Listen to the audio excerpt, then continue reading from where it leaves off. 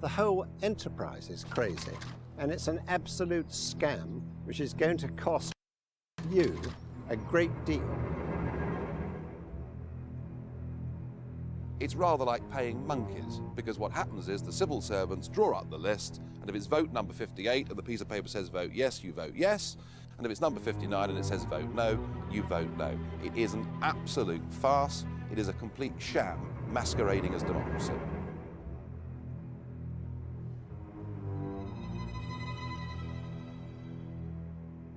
You should not be mistaken. It's very strong forces are working towards this federal state.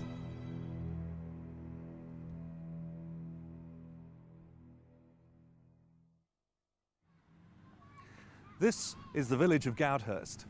It's been said that if Kent is the Garden of England, then Goudhurst is the Garden of Kent. The English way of life has gone on here for centuries. But is all that about to become a thing of the past? In 1996, chairman of the British Referendum Party, Sir James Goldsmith, circulated copies of a short film documentary to millions of households across the country. Frustrated by the lack of mainstream press coverage over what he saw as the dismantling of British sovereignty and independence by colluding politicians, Sir James's wake-up call to the people of Great Britain was stark and shocked many. What you're about to hear will both surprise and outrage you. It's the true story of Europe. It's the story the politicians don't want you to hear, because it shows how they've deceived us and betrayed our nation. Only in 1994 did Chancellor Kohl's foreign policy spokesman, speaking on behalf of the ruling party of Europe's dominant nation, Germany, clearly reveal the true plan. The plan is to create a federal European superstate. Into it will be merged up to 25 ancient European nations, including our own. This new country, called Europe, will have one parliament, one government, one court of justice, one currency, one flag, and one anthem. That has been the plan all along. But those who favoured it knew the people of Europe would never accept it. They would never willingly surrender their freedoms to become just a province in a vast European superstate. So what did the politicians do? They conspired to keep the truth from the people. So what is the truth behind the European Union? Is it, as our politicians keep telling us, Britain's best hope for the future? A chance to regain some of that lost prestige on the world stage by being at the centre of Europe? Today in Britain, all three major political parties miraculously appear to agree at least on one thing. They believe in the destruction of Great Britain as an independent nation. They believe an integrated Europe makes sense, that it is the modern, forward-thinking way to go, that it would prevent any chance of a third European war. Unfortunately, nothing could be further from the truth.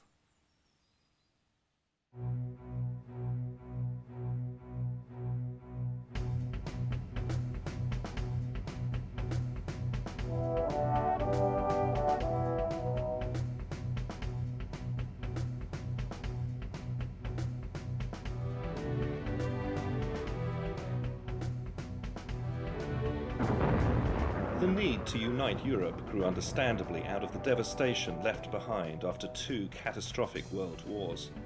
Of all the empires, it was perhaps the Nazis who came closest to pulling off the military conquest and occupation of Europe in recent times.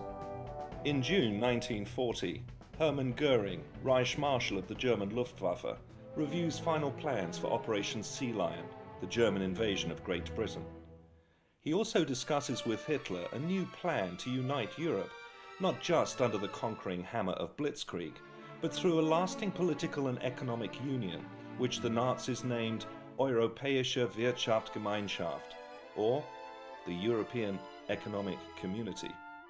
In 1942, a conference is held in Berlin to discuss this political and economic integration of Europe. Of all the nations targeted, Britain has proved the wild card because she alone has successfully resisted invasion.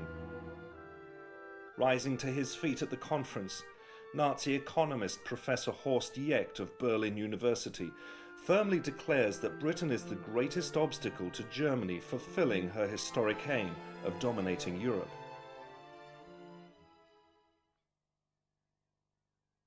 Winston Churchill also believed Britain had an incompatible destiny with that of the continent. Referring to the United Kingdom's reliance on her overseas trade, Churchill stated, "If Britain must choose between Europe and the open sea, we will choose the sea." Both Churchill and Jecht were independently remarking on the same phenomenon Napoleon had noticed 150 years before, that Great Britain was a global trading power, and the nations of Europe weren't. According to the Nazis, Great Britain's awesome maritime capability was beggaring Europe because it was drawing trade away from the continent.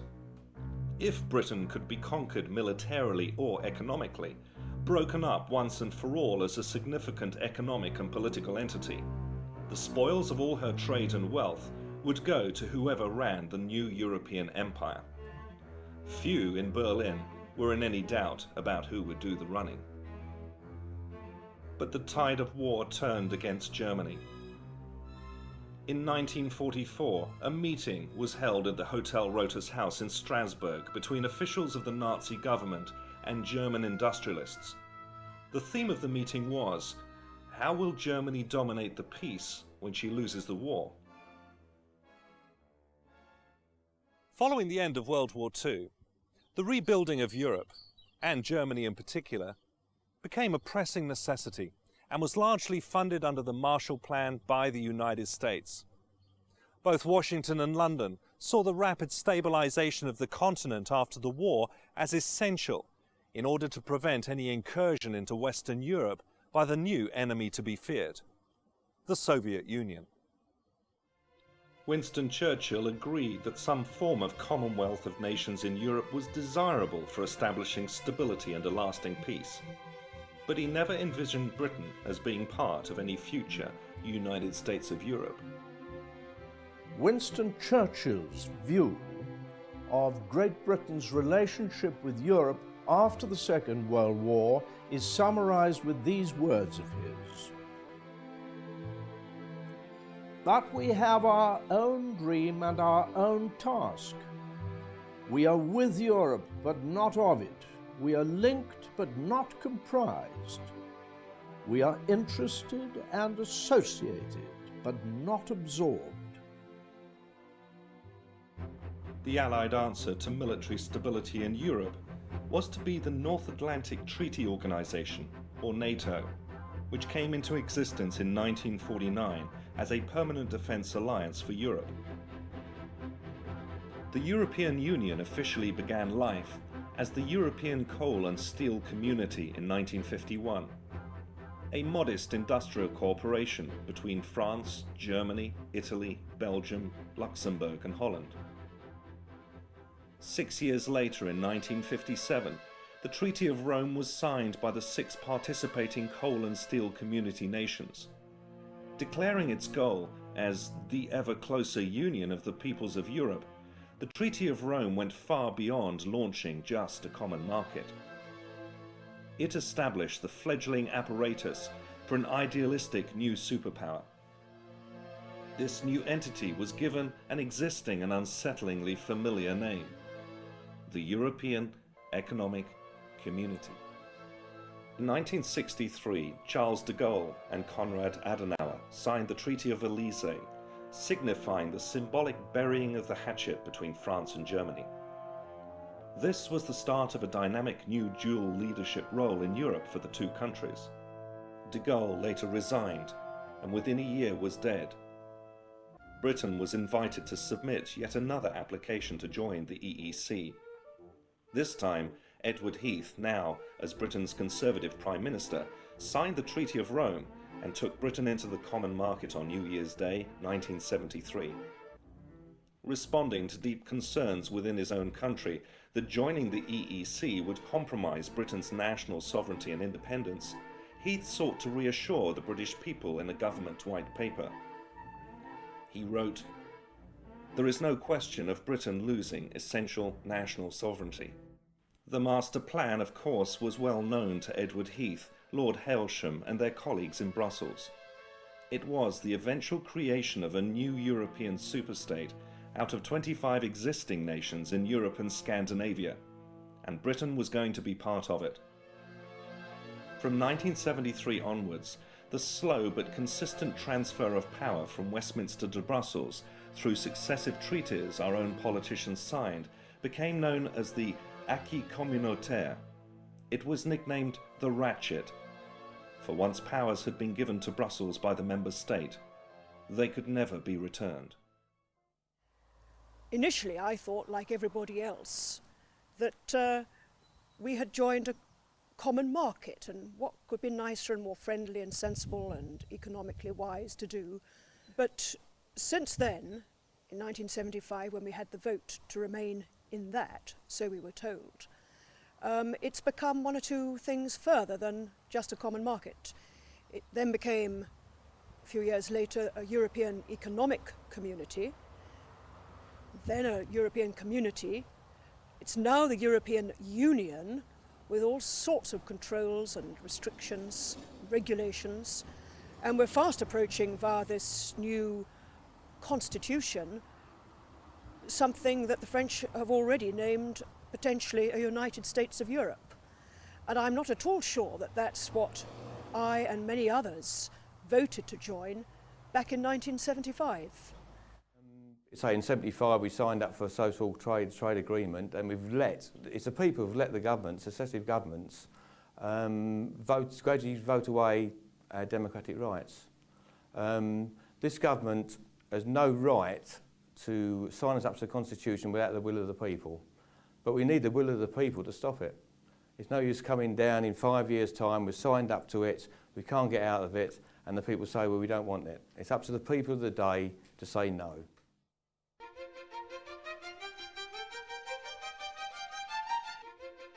This is the Strasbourg Parliament. It was built in 1999 at a cost of £300 million. It is open for only 4 days every month. What happens at the end of that 4 days is we load our offices into tin boxes, and then lorries arrive downstairs and drive the whole lot nearly 300 miles up to Brussels, where the boxes are unpacked for the next 3 weeks when we're supposed to be there, and then it's all brought back again. This whole process of shifting the administration and the staff from one home to another is costing the European taxpayer over €100 million a year. It is the biggest scam in human history. We're not talking about billions of pounds, we're talking about trillions of pounds. Why a country which has been independent for 900 or more years would ever wish to involve itself in such political chicanery and nonsense as something which defies anyone who is sane. And only now have we got just about 14 or 15 months before they rivet on us a pan-European constitution which would be superior to our own splendid constitution, one which is the pride of the world and pioneered the way for sensible living. And here we are giving it all away. The political aim is to develop the framework for a real European Union constitution, and in my opinion this means building up a European federal state. In black and white, the draft constitution wording confirms Brussels will exercise competence and primacy over member states' own laws. For the British, this will mean being stripped of any remaining independence, losing control over our foreign policy and armed forces, the handing over of our legal system and law enforcement to the European Union, the scrapping of the pound sterling to be replaced by the euro, the handing over of our remaining currency and gold reserves to the European Central Bank, and the total regulation of British domestic and international trade by the European Union.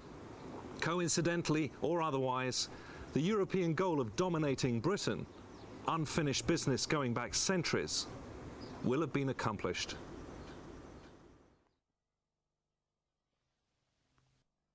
Most have already noticed that the job of running Britain is increasingly being carried out in Brussels not by British politicians, but by unaccountable foreign committees most in this country have never even heard of, let alone voted into power. These unelected, inscrutable forums dictate what citizens across the Eurozone can and can't do, down to the last detail. Henceforth, Britain is to be ruled from the new Europe, by the new Europe, and for the benefit of the new Europe. The powers driving this new superstate have always been, indeed as they are today, France and Germany.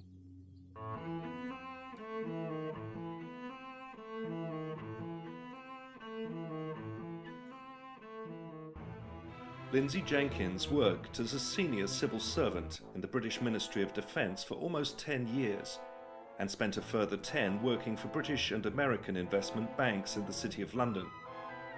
She is the author of 2 books exposing the origins of European federalism and the emergence of the European Union. Today, over 80%, that is 80%, of everything that goes through the House of Commons and the House of Lords merely rubber stamps Brussels, and there is an awful lot of it. We have recently celebrated, if that is the right word, our 40,000th directive from Brussels. And having attacked central government, now Brussels is attacking our local government structure.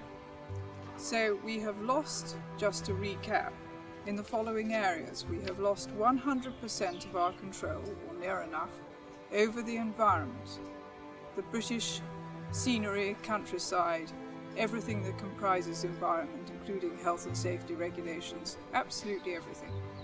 We have lost near enough 100% control over our fishing. We have lost 100% control over our farming.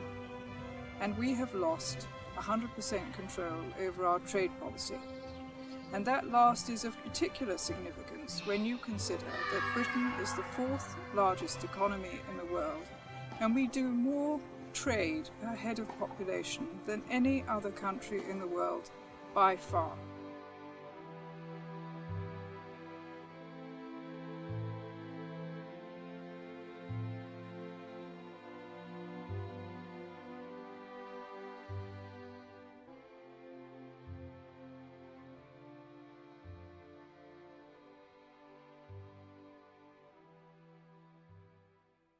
For many in this country, the first experience they have had with the European Union, apart from VAT, came when they tried to protest new legislation introduced to limit the amount and availability of vitamins, herbs and alternative remedies people will be able to purchase and use in the future. The UK has always enjoyed a very open market. Products have been allowed on the market if they're safe, period. There's not been any restrictions on the dosage or the type of product so long as it's safe and poses no risk to public health. The European Directive on Food Supplements changes that completely, and we're going to lose over 300 different nutrient forms. On top of that, there's going to be dosage restrictions, so the 1,000 milligram vitamin C tablet that we've been selling for 40, 50 years, that also will become illegal. So the safe and effective products that we've been used to in this country for decades are going to be illegal for no other reason than Europe wants to harmonise legislation. We are one of 3 countries with an open market in food supplements. We're going to lose our products by the 1st of August 2005. I'm Dr. Paul Lehman. I work in a clinic using natural therapies to treat people, and I regard any restriction of vitamin and mineral production and availability as being very serious and can damage people. We use huge numbers of supplements for our patients that we feel very definitely need it, and they respond very well with them. Most people in Britain today believe that the European Parliament works in a similar way to Westminster. So many thousands of British citizens have written to their MPs and MEPs protesting these and other directives. But do MEPs actually have the power to change the food supplements and herbal directives, or indeed anything? So what are MEPs for? Well, I'll tell you. MEPs are here to vote, and to vote often and to vote regularly. Sometimes we vote up to 450 times in the space of 80 minutes. Now, I have to confess, hands up, I don't know what's going on half the time. I haven't even read all of the documents, so massive are they. Now, it could be that my fellow MEPs down there are all Albert Einsteins and all absolutely understand what's going on. But I suspect that's not the case. In fact, it's rather like paying monkeys, because what happens is the civil servants draw up the list, and if it's vote number 58 and the piece of paper says vote yes, you vote yes, and if it's number 59 and it says vote no, you vote no. It is an absolute farce. It is a complete sham masquerading as democracy. Okay. In 15 minutes' time, we have to go down to the European Parliament and to fulfil our function as members of the European Parliament, which means we have to vote. So what we're about to do now is, with our assistants, who've done a massive amount of reading and work behind the scenes, they are effectively going to tell us what to do. Look at me votes. What have we got? Yeah. So there's about, in fact, now look at that. This is a classic example of EU voting. There we have 40 individual different amendments that we're expected to vote for en bloc. Now, I defy any man or woman down in that chamber to understand all those 40 amendments and make a balanced decision. It's just impossible. Laws of the European Union are drafted not by the Euro Parliament, but by the EU Commission, one of three powerful forums in which the true might of the Union resides. Members of these forums are not elected to their positions, nor, we are told, will they ever be. When cornered, politicians and public servants routinely tell the British that the EU is just a trading partnership. Yet, underneath the surface, a different picture has emerged.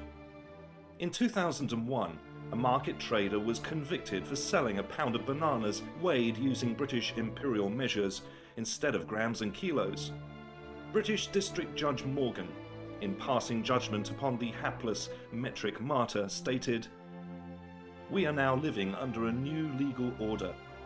The 1972 European Communities Act was a one-off, not an ordinary treaty, but a new way of life. These are new constitutional powers. The British Parliament surrendered its sovereignty in 1972. European laws have overriding force with priority over our British laws. The articles on the supremacy of the British Parliament are now only of historical perspective. They are non-binding." We asked constitutional expert John Bingley whether our politicians were entitled to abandon the rule of law by handing over the powers of British governments to a foreign power. The answer is simple: no. We have much written constitution which is not really fully appreciated in this country.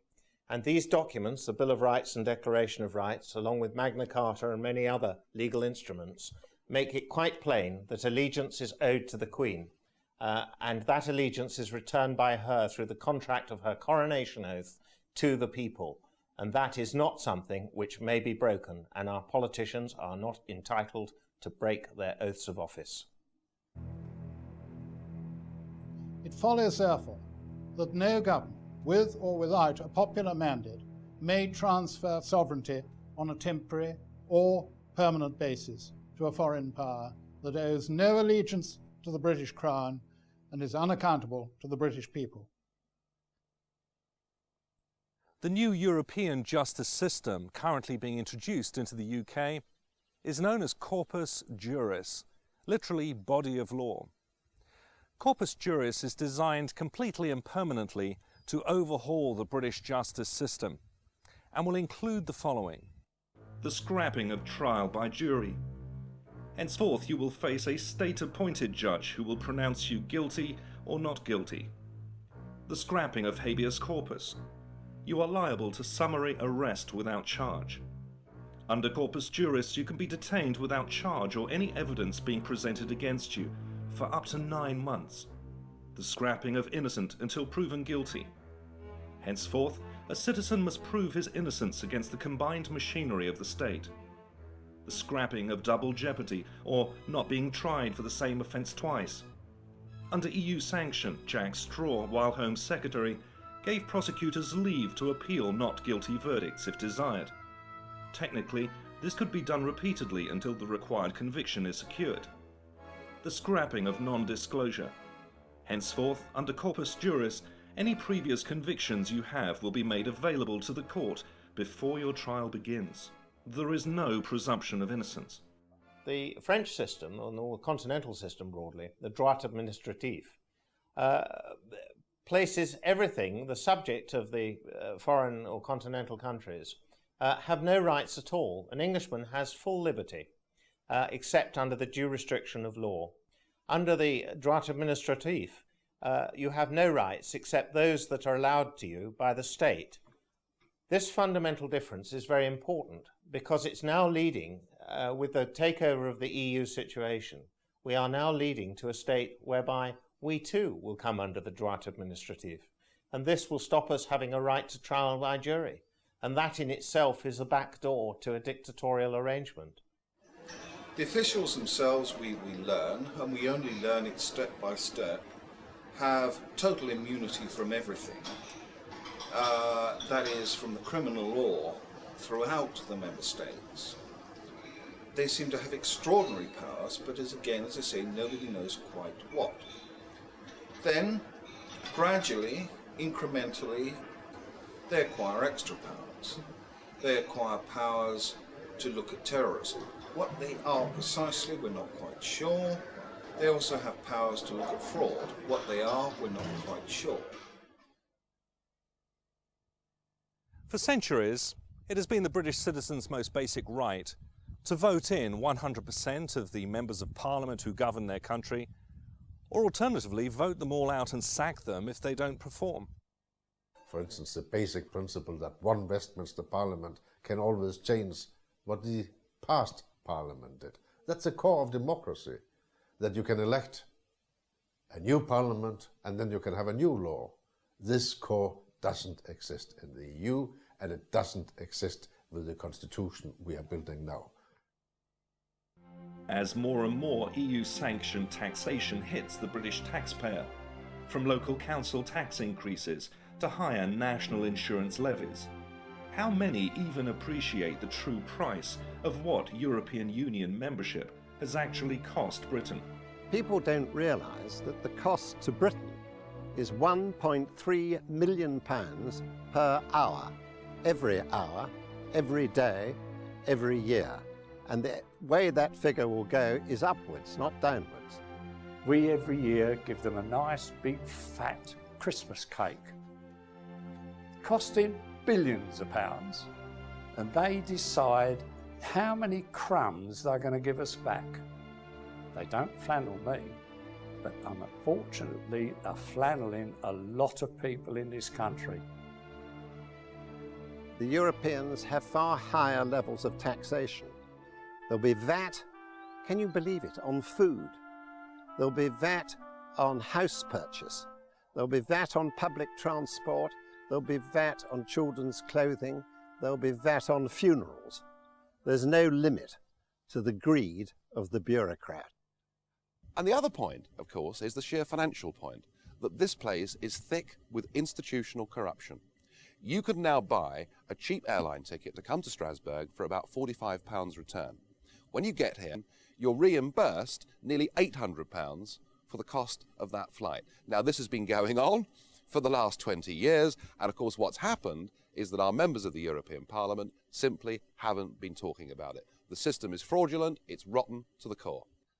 The EU's pilfering of airline expenses and the extravagant waste of taxpayers' money on schmoozing and boozing MEPs into compliance is of course serious enough.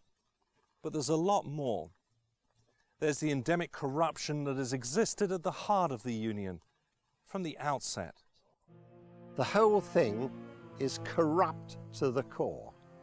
The scale of the corruption, the figure given in the House of Lords Committee was that it was £6,000 million worth of corruption in a single year. Their accounts haven't been signed off for the last 8 years. Why would anyone wish to be governed by something which is utterly corrupt? It is beyond belief. And I think, quite honestly, all these MEPs in Brussels we are going to have an awful job trying to break this down simply because they're on a cushy little number. And that has always been the problem with not only the MEPs, but our own government. They're too busy feathering their own nest. In 1998, a man called Paul van Buitenen, who worked in the European Commission, decided that fraud, waste, mismanagement, corruption and nepotism had become so bad that no longer could he hold his peace, and he went public and became the first whistleblower. It turned out that in fact all of his claims were right, and the entire European Commission were forced to resign in disgrace. The president of that commission, Jacques Santer, is now here as a member of the European Parliament for Luxembourg. And Commissioner Kinnock, who was one of the 20 that had to resign, is now a vice president of the European Union and has been put in charge of sorting out fraud. Well, how well has he done? Well, there's now another whistleblower. Her name's Marta Andreasen. She went to Commissioner Kinnock. She said, look, I'm sorry, Commissioner Kinnock, but I cannot sign off these accounts. You're using a cash-based system. You're not using double-entry bookkeeping, which incidentally was invented in the late 14th century. She said, I cannot sign off these accounts as being a true and accurate record of the EU's finances, and for her trouble, she's been suspended pending an investigation. Everybody talks about reforming fraud within the European Union. I think this whole system is so rotten that it's now unreformable. It means that you will be ruled for the first time by people you cannot sack. Why would anyone want to do that voluntarily? It's the politicians of all three major parties who are all hell-bent on ever closer union. Ever closer union, in fact, means ever closer strangulation.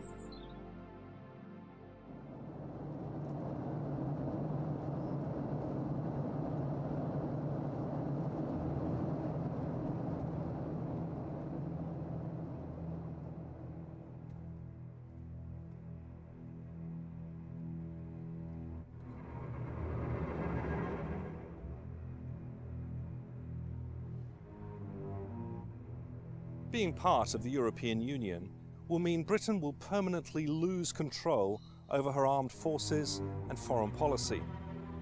The new European army, so enthusiastically pushed by France and Germany, in effect threatens NATO, the organisation that has kept peace in Europe for the past 50 years.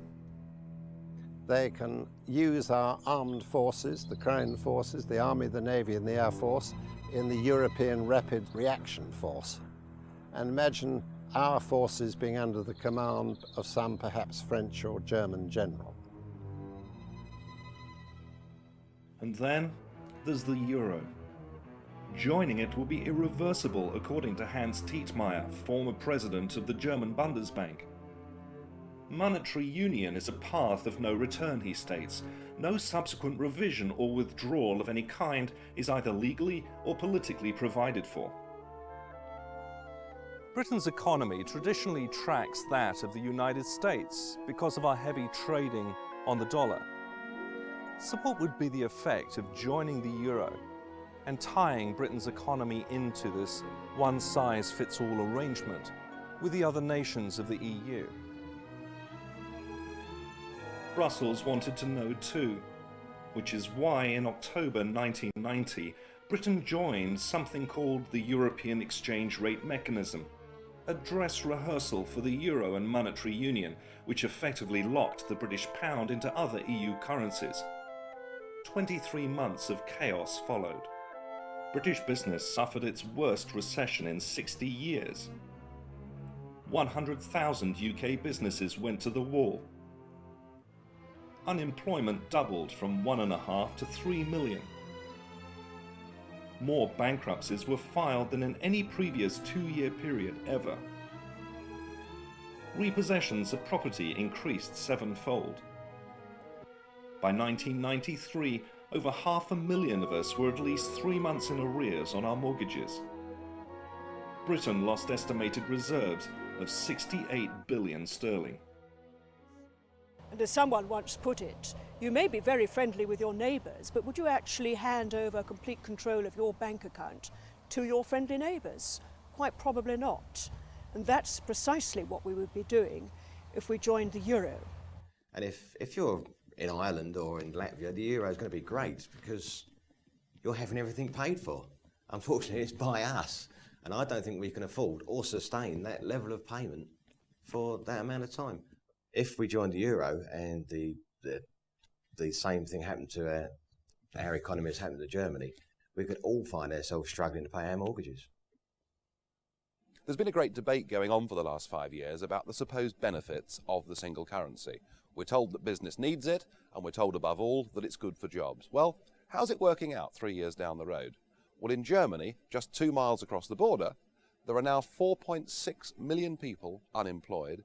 They are experiencing exactly what we experienced during ERM back in the early 1990s. They cannot set their own interest rates to set their own economy. And the great risk of joining the euro is that you can finish up totally out of sync with the rest of the European economy, and there's nothing that your democratically elected government can do to alter it. There exists on the continent a massive unfunded pension debt run up by German, French and Italian politicians, and it's been estimated at £1,300 billion. And that would be something which we, the British people, would be expected to contribute. But how could Britain ever free herself from the European Union through military action if all her armed forces were under EU command? And in the unlikely event that she did regain her independence, how could Britain relaunch her own currency if she had handed all her gold and currency reserves over to the European Central Bank?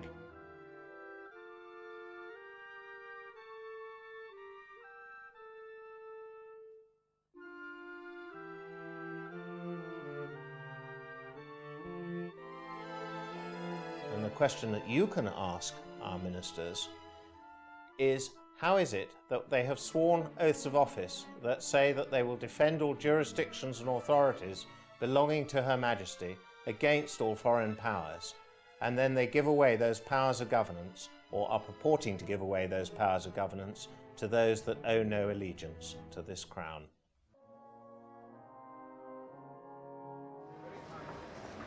Well, today the European Parliament has voted on the admission of 10 new member states. I have to tell you that I was one of only 22 members of a House out of 626 that voted for those countries not to join. I did so not just because it would save the British taxpayer a great deal of money if they didn't join. I did it for their sakes because most of these countries have just left a system of centralised, undemocratic communist government based in Soviet Russia, and I fear they're about to re-enter a very similar system. But I must say this to you, that not everything about this European project is bad news, because the really good news is there's something we can do about it. If we want to, and all we need is the political will, a British Parliament at any moment in time can vote for us to have an amicable divorce from this corrupt club. We can then renegotiate a genuine free trade agreement, which is what we thought we'd signed up to in the first place. And even here, commissioners like Kinnock and Patton and luminaries such as Giscard d'Estaing say that if Britain doesn't want to be part of this full political union at which they're attempting, we can, if we want, get out of it and renegotiate a free trade deal. We don't need to be in the EU to trade with the EU. That idea is anachronistic and dates back to the 1950s and 60s. So it really is up to us. But we have to do something about it. We have to vote for people who will not allow this continual surrender of our sovereignty to continue.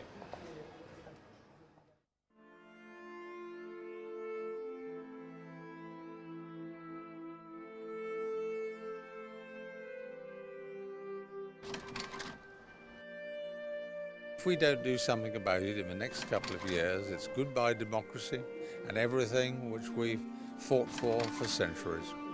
Time is running out. I think Britain joining the EU contradicts the British Constitution and the common law.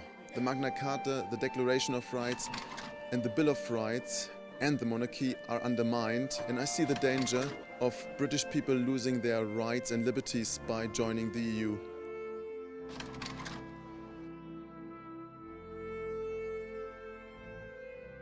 A police force with diplomatic immunity is an affront to democracy, it is highly dangerous, and basically the politicians of the member nations of the EU have given away the rights and the civil liberties of their citizens. It follows, therefore, that no government, with or without a popular mandate, may transfer sovereignty on a temporary or permanent basis to a foreign power that owes no allegiance to the British Crown and is unaccountable to the British people. So I say, if you want to turn your democracy into a European federation without the British having any definite say on your own laws, then you make a historical mistake.